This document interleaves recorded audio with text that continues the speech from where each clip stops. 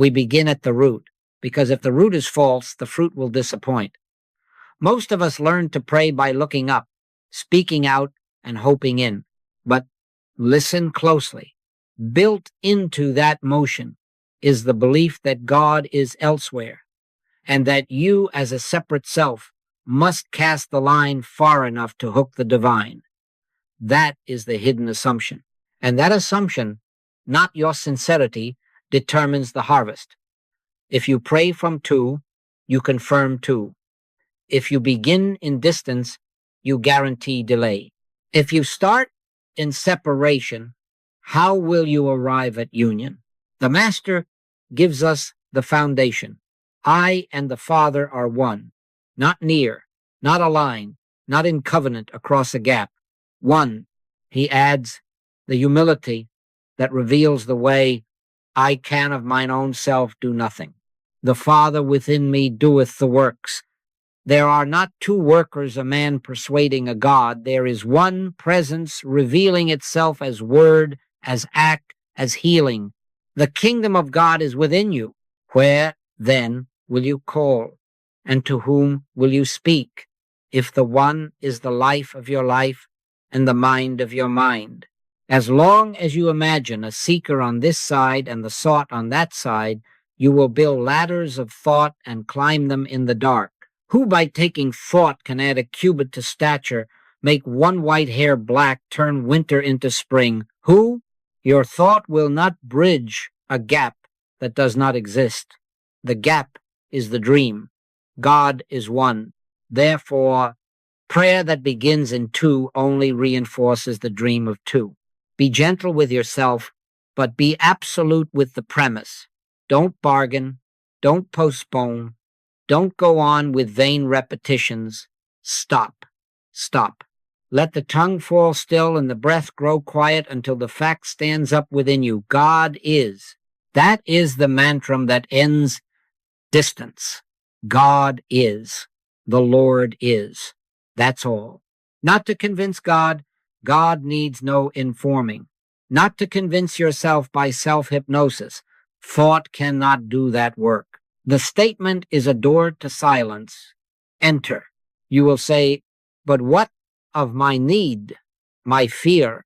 Be very firm in your understanding of your own inadequacy, not as shame, but as freedom.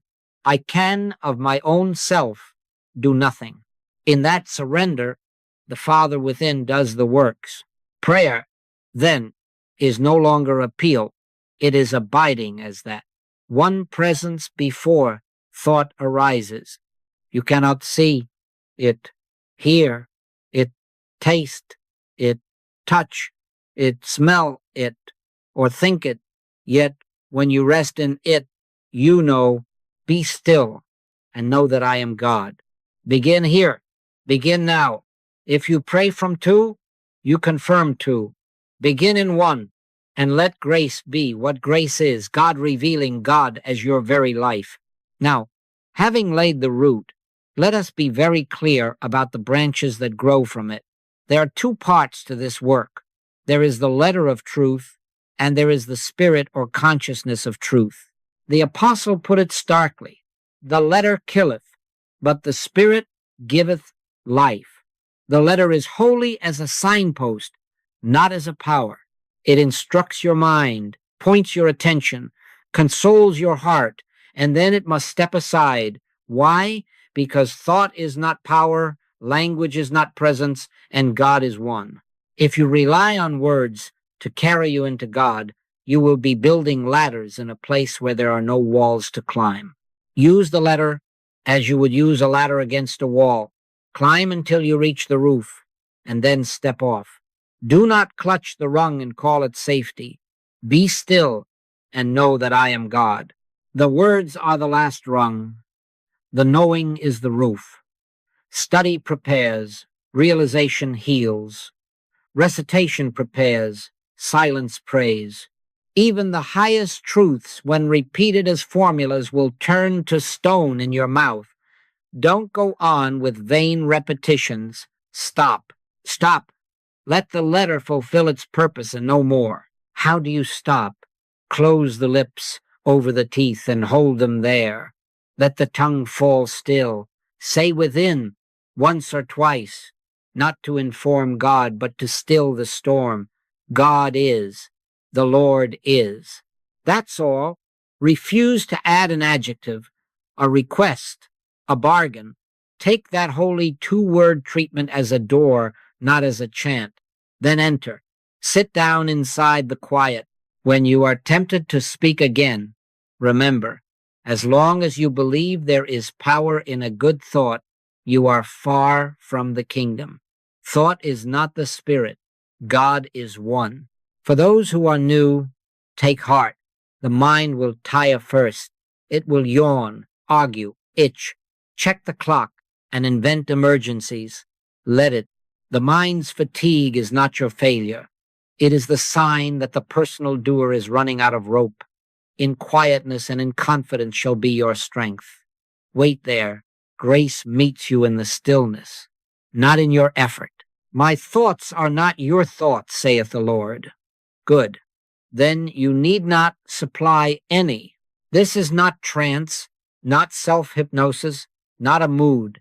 You cannot see it, hear it, taste it, touch it, smell it, or think it, yet it is nearer than breathing. The kingdom of God is within you. When the inner hush settles, there comes a soft awareness, no sound, yet a certainty that the one is being itself. That is prayer, not your words reaching up, but presence, revealing presence where you are. Therefore, honor the letter and then leap. Let every study session end in silence. Let every affirmation dissolve into is. God is. The Lord is. That's all. In that realized stillness, prayer prays itself, and the Father within doeth the works. Now let us say it plainly, and then say it again until the inner ear hears. God is power. Therefore, there is only one power. Hear, O Israel, the Lord our God is one Lord, one. Not a strong God contending with a strong devil. Not a benevolent mind requiring your clever mind to assist it. One.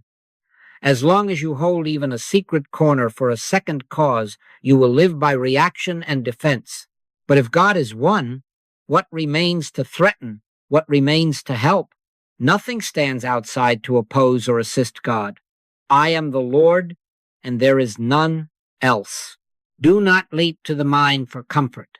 As long as you believe there is power in a good thought, you are far from the kingdom. Thought is not spirit. Who by taking thought can add a cubit to stature? Who can make one white hair black? Who can heal a heart broken by grief or a body trembling with fear? Who? Your best, highest, most polished thought cannot turn winter into spring. The seasons do not pivot on your syllables. The life that quickens the seed is God, not mental exertion. God is one. You say, but I can see the problem, I can hear the symptom. You can see it, hear it, taste it, touch it, smell it, or think it, and yet it is not power. The senses report appearances, they never report reality. Judge not according to the appearance, but judge righteous judgment. The Spirit bloweth where it listeth, unseen, unsmelled, untasted, unthought, yet it is. The reality that is God is not a phenomenon among phenomena. It is the one in which appearances rise and fall without authority. God is, that's all. If there is only one power, there are no opposites to wrestle, and there is no helpful second mind to recruit. There is not God and disease, God and fear, God and lack, God and sin duking it out on a battlefield called your life. There is not divine mind here and a mortal mind there making mischief. Mortal mind is a name for nothing, a shadow cast by the belief in two. Where would it live if God fills all in all? In him we live and move and have our being. In him, not beside him. In him, not against him, In him one, do you see the release. If nothing stands outside to oppose or assist God, then prayer is not an emergency call or a pep talk to the Almighty. Prayer is consent to what is. Be still and know that I am God. Be still and let the unreality of second powers drain out of the room. Be still and cease from resisting even the name of evil. Resist not evil means do not confer power on what God does not author. Stand in one. Stand until the great quiet says, within, I am, God is, the Lord is. That's all. In that oneness, the seeker and the sought vanish, and only the one remains as your life, your light, your safety, your sufficiency. Be very firm in your understanding of your own inadequacy, not as a wound to your pride, but as the gate to liberty. No man has ever lived capable of healing another person spiritually.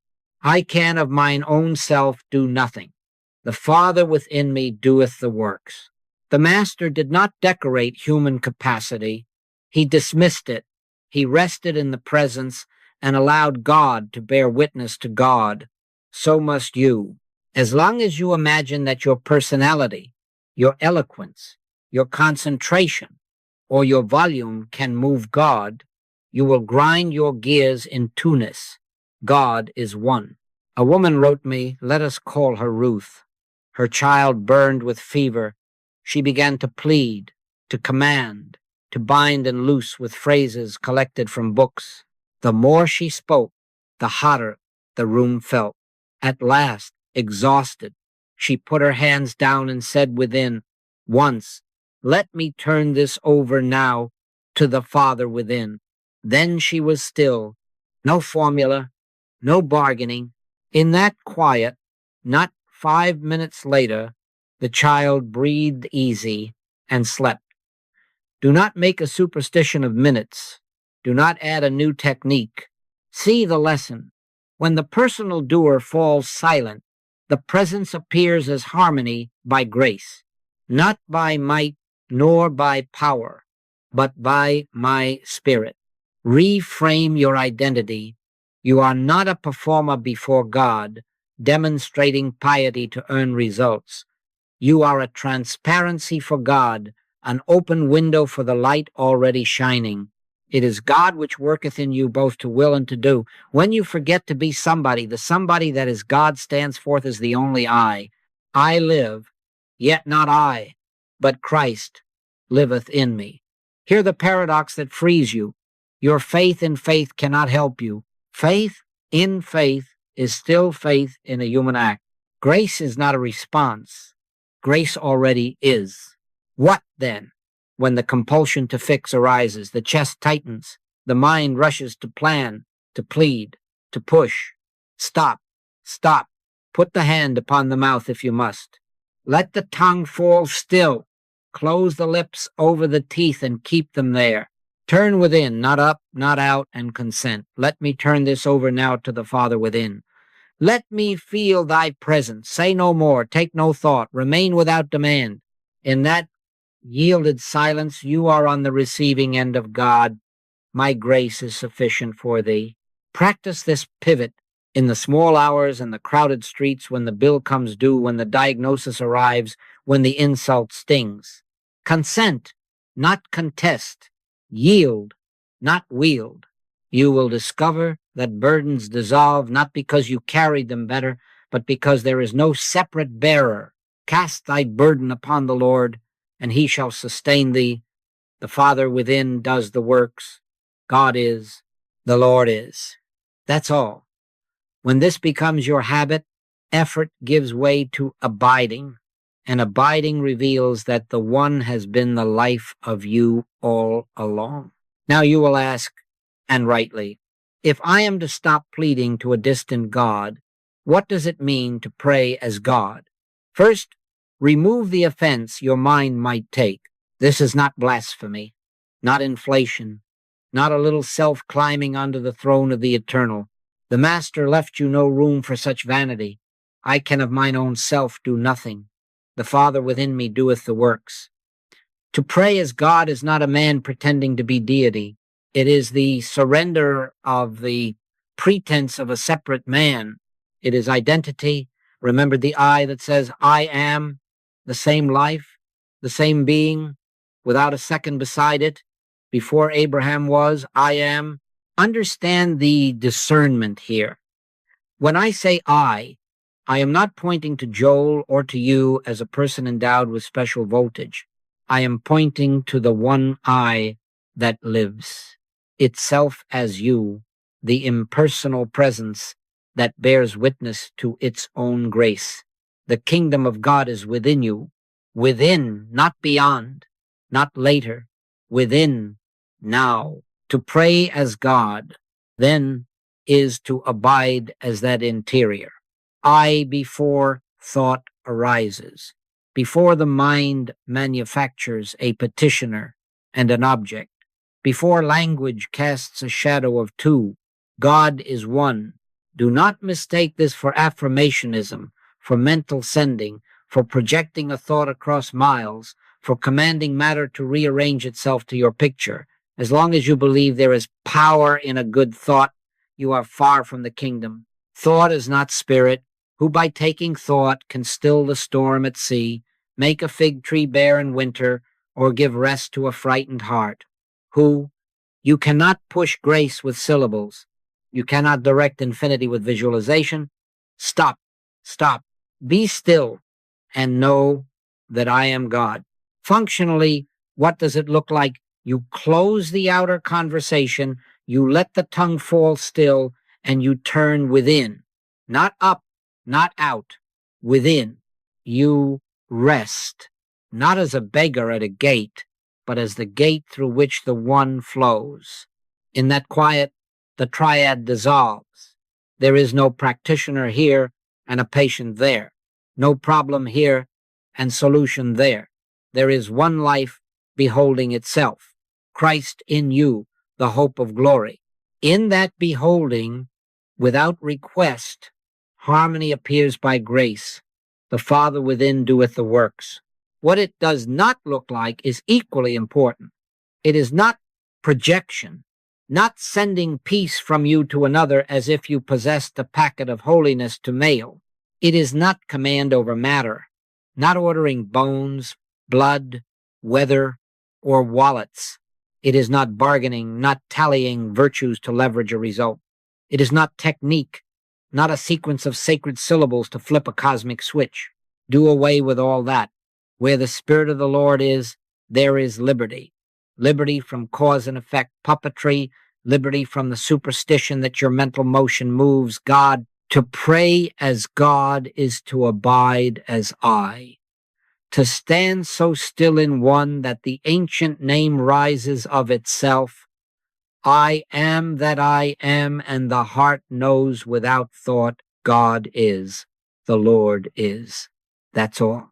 In that realized oneness, prayer is no longer something you do.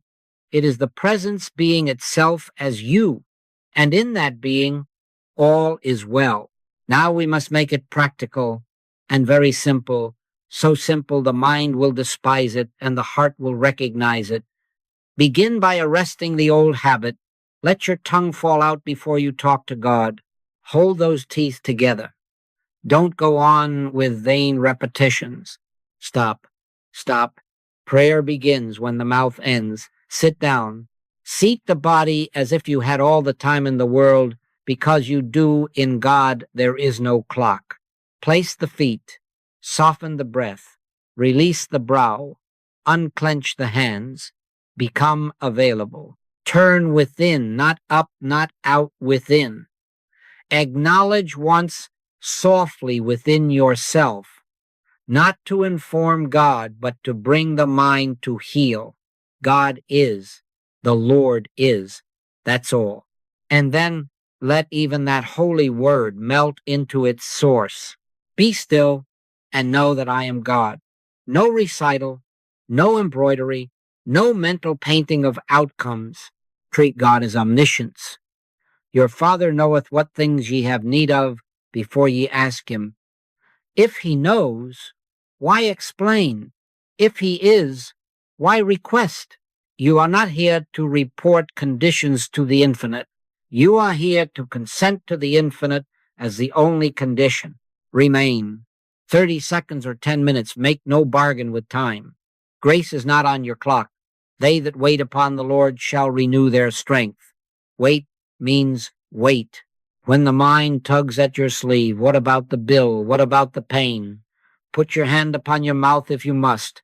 Hold those teeth together. Let the storm spend itself without you. Say nothing. Give no energy to forming a sentence. Let the thought God is be a door, not a mantra. Enter, and then sit down inside the hush. If images rise, let them pass like birds through a sky that does not keep their shadow. Do not decorate the emptiness. Do not recruit a sacred technique to replace the chatter. Silence is not a technique. It is the atmosphere of God. You cannot see it, hear it, taste it, touch it, smell it, or think it, yet in the stillness, In quietness and in confidence shall be your strength. Confidence in what? Not in your practice, in God. God is one. As you remain, something unprovoked appears. A pressure of peace, a gentle brightness with no direction, an ease not caused by thought. Do not seize it. Do not label it. Simply allow it to be what it is, presence being itself. My grace is sufficient for thee. In that sufficiency, notice what is absent. No plea, no instruction, no attempt to move God along. You are on the receiving end of God. True prayer is receptivity. Close when the silence closes you. If it is 30 seconds, it is whole. If it is 10 minutes, it is whole. Do not grade it. Do not speak a benediction over it as if to finish the job. Rise quietly. Carry nothing out with you but the fact that God is, the Lord is. That's all. Practice this procedural stillness daily, many times a day if you like, not to accumulate merit, not to get results, to abide, and in abiding grace appears of itself, because the Father within doeth the works. Now we take this stillness into the very place you have called healing, and we correct the names. Practitioner, patient, and God are not three parties at a table. They are one life wearing three names. As long as you imagine a healer here, a sufferer there, and a deity somewhere else to be persuaded, you are practicing the problem. Who is the healer? I can of mine own self do nothing. Who is the patient? The life of God appearing as an individual. Who is God? The one in whom both live and move and have their being. God is one. Therefore, do away with intermediary mechanics. There is no transmission to send, no current to project, no thought to beam across miles. As long as you believe there is power in a good thought, you are far from the kingdom. Thought is not spirit. Healing is not a push. It is a recognition. Judge not according to the appearance. Be still and let the appearance be without conferring power upon it, and watch what happens when the one is realized as the only life present. You will say, but we gather to pray together. Doesn't that add power? Where two or more are gathered in my name, there am I in the midst of them. Not two minds piling up wattage, but a united consciousness consenting to one. It is the name, the realized I, that constitutes the midst. If 10 are rightly realized in a city, not arguing evil down, not sending currents, but abiding as one, the atmosphere of that city lifts. You know the promise, if there be 10 righteous, the whole city is spared. This is not arithmetic. It is the leaven of realized presence permeating the lump. How do we handle a case? Begin not with the problem, begin with God. When the call comes, close the lips over the teeth, put the hand upon the mouth if you must. Stop, stop, say within once only to quiet the mind, not to inform omniscience. God is, the Lord is. That's all. Then let even that melt turn within and abide. Refuse to name the condition. Refuse to outline the outcome. Refuse to argue. Take no thought. Stand until the inner hush bears witness to itself. In that realization, the triad dissolves. Only presence remains as the life of you and of the one who called. The Father within doeth the works.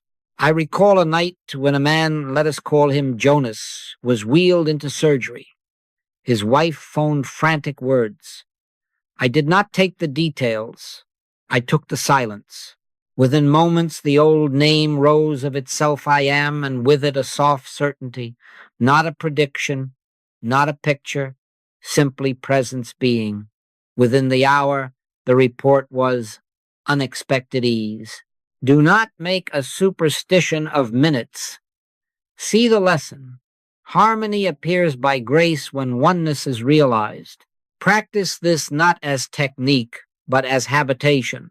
Alone or with 2 or with 10, do not add minds unite in one. Begin in God as all and let the rest evaporate.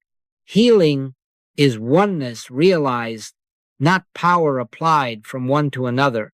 God is, the Lord is. That's all. Fruition in this way of life is not an achievement, it is an appearing. It is what shows up when you stop asking for figs in winter and simply abide in the tree of life. Forget supply and demonstrate God. Forget health and demonstrate God. Forget peace and demonstrate God. Acquaint now thyself with him and be at peace. Do you hear it? Acquaint first, be at peace next. Not acquaint yourself with outcomes. Acquaint yourself with him. God is one. As long as you believe there is power in a good thought, you are far from the kingdom. Therefore, you do not move the chessmen of circumstance. You rest in the one who is the board, the pieces, the game, and the victory. Not by might, nor by power, but by my spirit, saith the Lord. Your might cannot pry open a single closed door. Your power cannot add a breath to your day. Who by taking thought can add a cubit to his stature? Who can schedule grace? Stop, be still, and know that I am God. Prayer is receptivity, not requisition. The Father within doeth the works. When presence is realized, forms a line of themselves, you will notice, not manage, that the body rests, the breath evens, the ache loosens its grip, and something gentle replaces the clamor. You will witness, not arrange, that the ledger you feared begins to balance without extraordinary drama, that a letter arrives, or a simple phone call, or a forgotten refund, and sufficiency appears as if it had been waiting just outside your insistence. You will see, not force, that the face of one who once opposed you softens, or your own heart perceives no opponent to resist. He maketh me to lie down in green pastures. He leadeth me beside the still waters. Harmony does not come by your plan, it comes by grace. But take care. Do not peek to see if it works. The moment you lean out to the circumference to test the fruit, you leave the tree. Judge not according to the appearance. Remain at the center. Hold the position of is. When the thought rises, did it change yet? Is the pain gone? Is the money here? Put your hand upon your mouth if you must. Hold those teeth together. Say nothing. Stay where the one is the only. Let the outer fields harvest themselves. In this way you honor the law of being. God realized is harmony revealed. Make this your settled habit. Acquaint now thyself with him and be at peace. Not tomorrow, now. Sit down inside the hush and let the 2-word treatment carry you through the door. God is. The Lord is. That's all. Do not add a request to it. Do not bargain with it. Stand in it until the inner witness says, I am. Then go about your day, without inspection, without calculation. You will find that supply is included in God, that health is included in God, that peace is included in God, because God is one. When God is realized, harmony appears by grace, not by your asking. Now, before we move further, let us allow the light to search us. Purification is not punishment, it is mercy. Have enough courage, if necessary, to doubt even that God is, so that the false God may fall. I do not mean reality, I mean the God of your concepts, the God of your bargainings, the God you have dressed in formulas and timetables. Thou shalt have no other gods before me. If an idol is hiding in your sacred words, let it topple. If an image sits in the sanctuary of your mind, promising results for a price, your hours, your syllables, your volume, let it be overthrown. Better an honest emptiness than a pious superstition. Start out clean. Be honest with yourself. God is one. Mark the superstitions that sneak in wearing church clothes, timed affirmations, as if omniscience waits for your alarm clock. Negotiations. If this happens by Friday, I will give thanks forever. Result bargaining. I have fasted. Now you must fix the ledger. Counting prayers like coins. Stringing phrases like beads as if the length of a string opens heaven. When ye pray, use not vain repetitions as the heathen do, for they think they shall be heard for their much speaking. Don't go on with vain repetitions. Stop. Let your tongue fall out before you talk to God. Hold those teeth together. The moment you find yourself telling God, explaining, persuading, updating, stop, be still, and know that I am God. Watch, too, the mind's last stand, the noble urge to help with a good thought.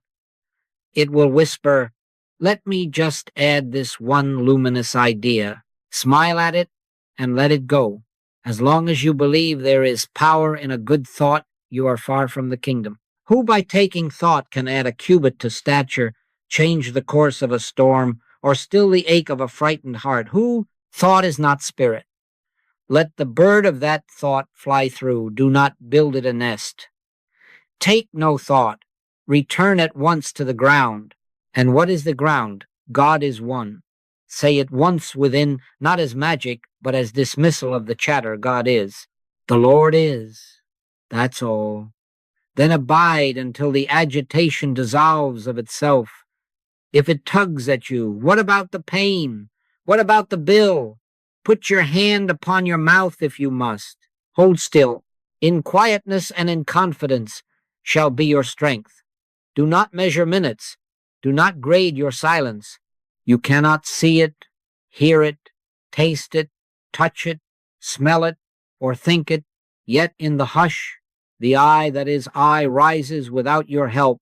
Stand still and see the salvation of the Lord. This is the correction and the cleansing. Drop technique. Release even your cherished beliefs if they keep you busy in Tunis. Brave the holy nakedness where only God is.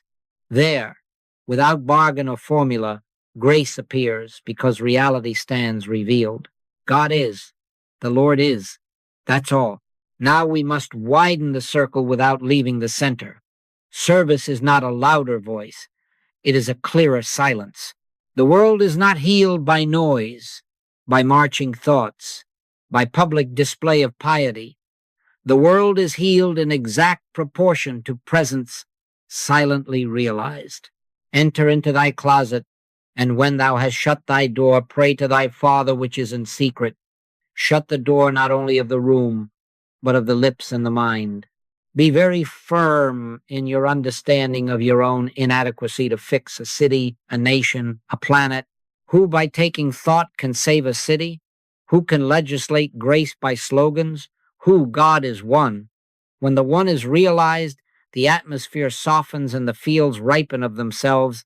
Your private stillness becomes public blessing when grounded in one. Let us make it practical. Choose a shared hour. Morning if you can, evening if you will. It may be 7, it may be 9. Let it be 1 hour known among you. Not to inform God, God needs no calendar, but to bring a people into a rhythm of remembrance. At that hour, wherever you are, sit down, close the lips over the teeth, Hold those teeth together. Say within once to quiet the mind, God is, the Lord is. That's all. Then let even that melt. Meet together in the silence across distance without a single call, without exchanging a single word, without an agenda to send or a problem to fix. Where 2 or 3 are gathered together in my name, there am I in the midst of them. 2 are enough. 10 magnify. 1 is all. Do not gather to project thoughts across oceans. As long as you believe there is power in a good thought, you are far from the kingdom. Thought is not spirit. Gather to consent. Consent to God as the life of your street, as the breath of your city, as the heart of your nation, as the light of the world. Hold city, nation, planet not as problems to be argued down, but as God appearing as the one life, wearing innumerable faces. In him we live and move and have our being. In that recognition, not by your might or your plan, but by spirit the air clears. Where the Spirit of the Lord is, there is liberty. Let liberty be felt, not argued, not campaigned into being felt, as an unprovoked ease in human hearts, tempers cooled, hands unclenched, just dealings without heroics, provisions arriving without noise. Keep the humility of numbers. 2 are enough. 10 magnify. 1 is all. Do not turn the hour into arithmetic or advertisement. Do not report results. Do not peak. Stand in 1. If in that hour the mind rises to outline wars, famines, storms, stop, stop. Put the hand upon the mouth if you must. Be still and know that I am God. Refuse to name what God does, not author. Refuse to argue appearances. Let the name rise of itself I am and remain until the inner witness is present. Then go your way quietly. Adopt this rhythm as a people. Private closets, linked by a single hush, become a sanctuary spanning neighborhoods and nations, not by might, not by power, by spirit. Where the Spirit of the Lord is, there is liberty. God is, the Lord is. That's all. In that realized, 1, a city finds rest, a nation finds wisdom, a world remembers its source, and the blessing is public because the practice is secret. Now take this into your day and do not let it remain a beautiful idea that visits you only on holy hours. Make it your habitation, morning and evening. Bring to conscious realization that God is one.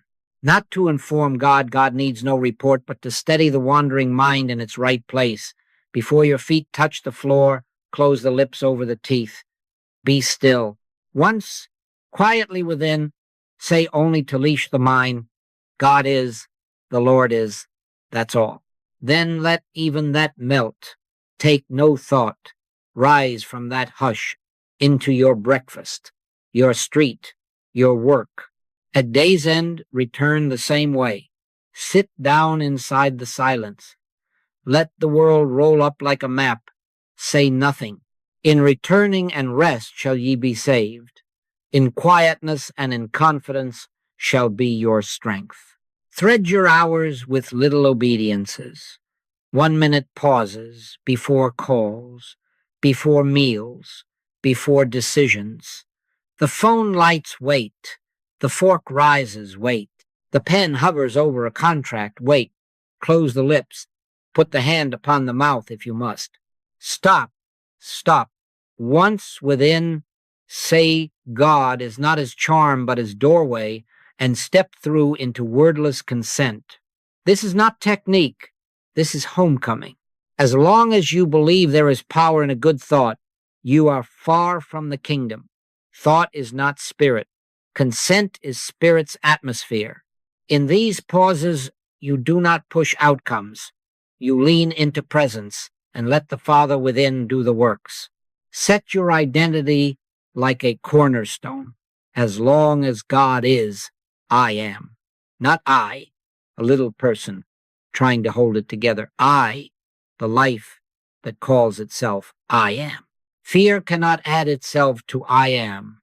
There is no second life to threaten the one life. Fear thou not, for I am with thee. Who by taking thought can graft a counterfeit branch onto the tree of life?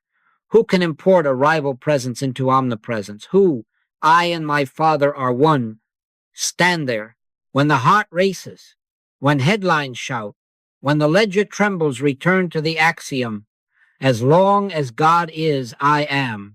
Let the chill of fear find no landing strip in you. Perfect love casteth out fear. End each day without slogans, without inventory, without telling God what happened. He knoweth. Lay your head down and let grace tuck you in. He giveth his beloved sleep. If a prayer wants to form, let it be no prayer at all, only the awareness, I am, is here.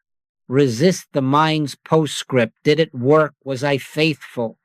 Stop, be still, and know that I am God. Sleep inside the name, and let the night keep watch with you. And now receive the simple benediction that is not mine. The kingdom of God is within you, not promise present. Where the Spirit of the Lord is, there is liberty.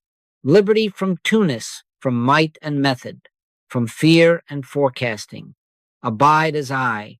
Let the presence pray you, live you, move you, morning and evening, minute by minute. Return to the two-word door, God is, and rest. As long as God is, I am. God is one. God is. The Lord is. That's all. Go quietly. Carry nothing but the hush.